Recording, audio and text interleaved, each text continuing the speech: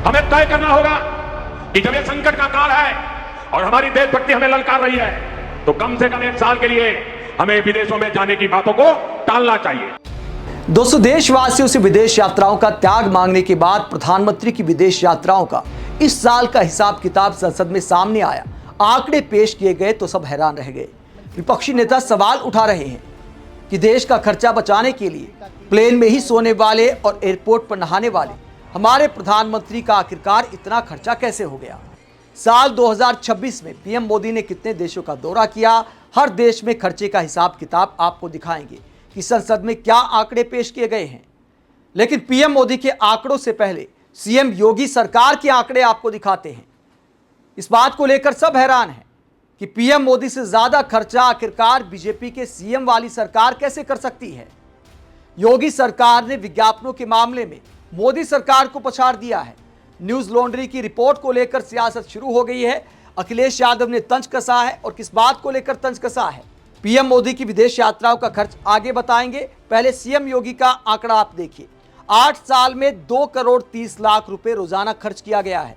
विज्ञापनों के मामले में योगी सरकार मोदी सरकार से ज्यादा खर्च करती है। जहां केंद्र की मोदी सरकार ने 11 साल में विज्ञापन पर लगभग 6000 करोड़ रुपए खर्च किए हैं, वहीं उत्तर प्रदेश की योगी आदित्यनाथ सरकार ने सिर्फ 8 साल में करीब 7000 करोड़ रुपए खर्च किए हैं। न्यूज लॉन्ड्री की बसंत कुमार की रिपोर्ट चर्चा का विषय बन गई है। अब लोग सवाल उठा रहे हैं कि आखिरकार केंद्र सरकार से ज्यादा खर्च एक राज्य की सरकार कैसे कर सकती है विज्ञापनों में। पीएम मोदी का वो डायलॉग मुझे याद आता है कि पैसा क्या मामा के घर से आता है, टैक्स का पैसा है। यूपी सरकार की योगी सरकार की आखिरकार ऐसी क्या मजबूरी हो गई। बीजेपी वाले जगह जगह जाते हैं तो योगी सरकार के मॉडल की चर्चा करते हैं कि भैया पीएम मोदी की भी कर्म भूमि है। पीएम मोदी वाराणसी से सांसद हैं, काशी के सांसद हैं। मोदी योगी की जोड़ी की वाहवाही की जाती है। लेकिन फिर आखिरकार ऐसी सरकार को विज्ञापनों पर जनता के टैक्स का पैसा ऐसा अंधाधुंध खर्च करने की क्या जरूरत है। अगर आपने इतना विकास किया है तो उसे दिखाने के लिए इतना मोटा खर्चा करने की क्या जरूरत है। कई हमारे टीवी एंकर इस बात को लेकर तंज कसते हैं, कहते कांग्रेस की सरकारों में खूब मलाई मिलती थी पत्रकारों को, लेकिन क्या इतनी मलाई मिलती थी। मोदी योगी सरकार ने कितना खर्च किया है बताइए। 6000 करोड़ तो 11 साल में मोदी जी ने खर्च कर दिए और यूपी सरकार ने 8 साल में 7000 करोड़ खर्च कर दिए। एक राज्य सरकार केंद्र सरकार से भी ज्यादा खर्चा कैसे कर सकती है विज्ञापनों में। अब इसे लेकर अखिलेश यादव ने सवाल उठाया है। सीएम योगी पर टारगेट करते हुए वो क्या कहते हैं, प्रचार जीवी जैसे अयोध्या जाने का रिकॉर्ड बनाकर भी अंततः मुख्यमंत्री जी को बदनामी के सिवा कुछ नहीं मिला। वैसे ही आत्म प्रशंसा के झूठे विज्ञापनों पर 2 करोड़ 30 लाख रुपए प्रतिदिन खर्च करके मुख्यमंत्री जी को अपयश के सिवा कुछ नहीं मिला। लखनऊ के अग्निकांड में अपने बच्चों को खोने वाली दुखी मां से किए गए मुख्यमंत्री जी के दुर्व्यवहार का वीडियो जब पूरी दुनिया में देखा गया तो लोगों को वो पुराने वीडियो भी याद आ गए जिसमें मुख्यमंत्री जी ने कोविड के दौरान एक कर्तव्यनिष्ठ जिलाधिकारी से अशोभनीय वार्तालाप किया था, या फिर एक सत्यनिष्ठ प्रोफेसर साहब और पत्रकार से दुर्वचन कहे थे। मुख्यमंत्री जी का कार्यकाल सदैव इस रूप में ही इतिहास में दर्ज होगा कि इन्हीं के समय में अयोध्या के प्रभु राम जी के मंदिर में चढ़ावा चंदा दान चोरी हुई थी और आरोपियों को बचाने के लिए मुख्यमंत्री जी ने दोषपूर्ण एसआईटी बनाई थी। उस पर किसी को विश्वास नहीं था और उसके बाद दिल्ली ने अपनी एसआईटी बनाई थी। इसके अतिरिक्त विपक्ष पर झूठे मुकदमे लगाने, बुलडोजर के दुरुपयोग और झूठे एनकाउंटर से प्रतिशोधात्मक राजनीति करने, पीडीए पर अत्याचार, हाथा नहीं भाता के घृणास्पद सत्य, लोगों के घर, दुकान और विश्वविद्यालय तक गिराने, भ्रष्टाचार के स्वर्ण ठोसीकरण, हिरासत में मौतों के रिकॉर्ड, पुलिस और अन्य प्रशासन के अपराधीकरण के लिए भी मुख्यमंत्री जी का दुशासन काल नकारात्मक रूप से दर्ज होगा।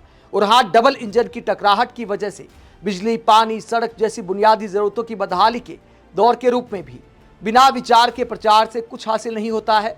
मुख्यमंत्री जी अकेले में बैठकर सचेत होकर सोचें तो उन्हें पता चलेगा कि उनका प्रचार तंत्र ही कर रहा है उनका अंत।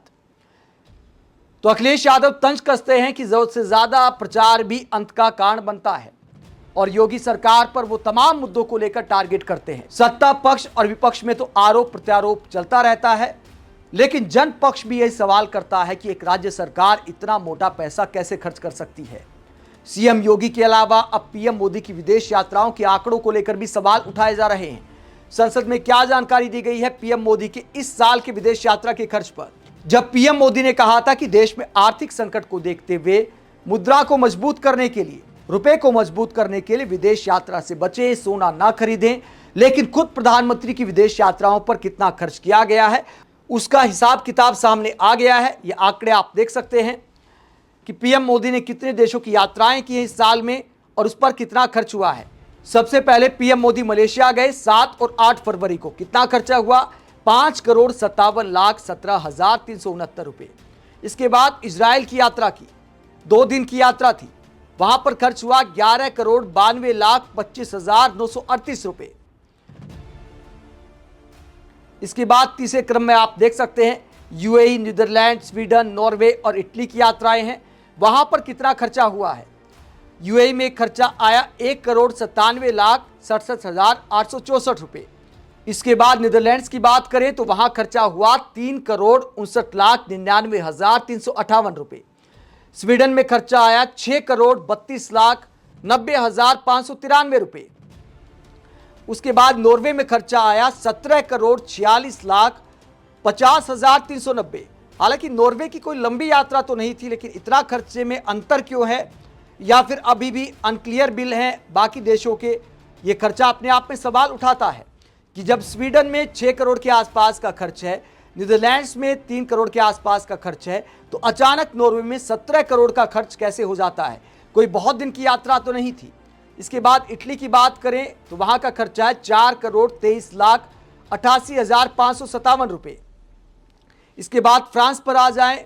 फ्रांस और स्लोवाकिया की जो यात्रा की थी पीएम मोदी ने 13 जून से लेकर 18 जून तक, तो वहां पर खर्चा आया 4,77,43,080 रुपये। हालांकि इसमें यह भी लिखा गया है कि फ्रांस की जो जानकारी है तो बहुत सारे बिल अभी अंडरवे हैं, तो ये खर्चा बढ़ भी सकता है।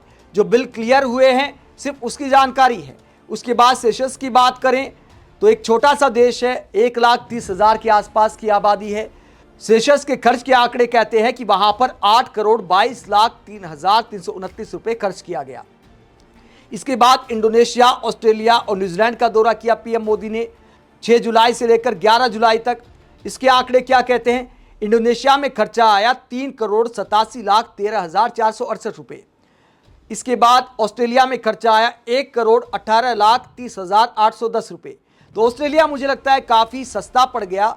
तो क्या ऑस्ट्रेलिया की सरकार ने खर्चा उठाया था या लोगों ने अपने आप ही खर्च किया? क्योंकि पीएम मोदी के काफ़ी अच्छे इवेंट वहां पर हुए थे।